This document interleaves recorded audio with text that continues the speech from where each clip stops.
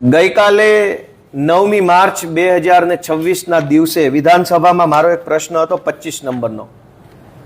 અત્યંત અગત્યનો મહત્વનો મુદ્દો હતો, પણ સરકારે મને એનો વાસ્તવિક જવાબ આપવાના બદલે ગોળ ગોળ જલેબી જેવો જવાબ આપ્યો છે.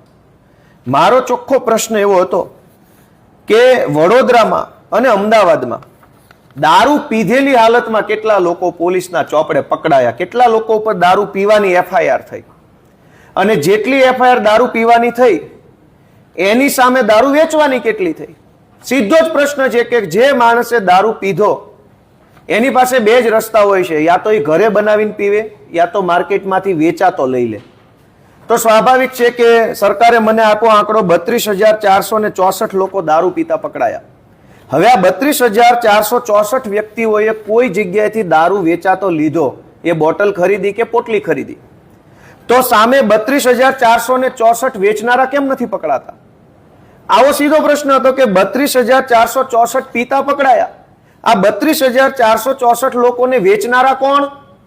એ કોઈ દિવસ ગુજરાતમાં પકડવામાં નથી આવતા. માત્ર મોટી મોટી ફાર્મ હાઉસોની અંદર જ્યારે હોય ત્યારે કેટલાક લોકો દારૂ પીતા પકડાય, એના રીલ્સ બનાવવામાં આવે છે, એમને બેઇજ્જત કરવામાં આવે છે. વેચનારા ક્યાં છે? જેટલા પીનારા એટલા વેચનારા તો હોવાના જ, કેમ કે દરેક માણસ ક્યાંકથી દારૂ ખરીદે છે તો જ પીવે છે.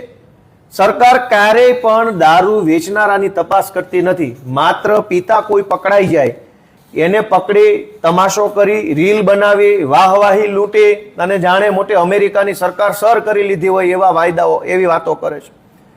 મારા પ્રશ્નનો વિધાનસભામાં એ જવાબ આપવા તૈયાર નથી કે 32,465 લોકોએ દારૂ ક્યાંથી ખરીદ્યો, ક્યાંથી એને માલ લીધો, કોની પાસેથી લીધો, કેટલા વાગ્યે લીધો, એની તપાસ કરી 34,465 વેચનારા, 34,465 પીનારા, એમ 60,000 લોકો પર એફઆઈઆર થાય તો કાર્યવાહી સાચી ગણાય.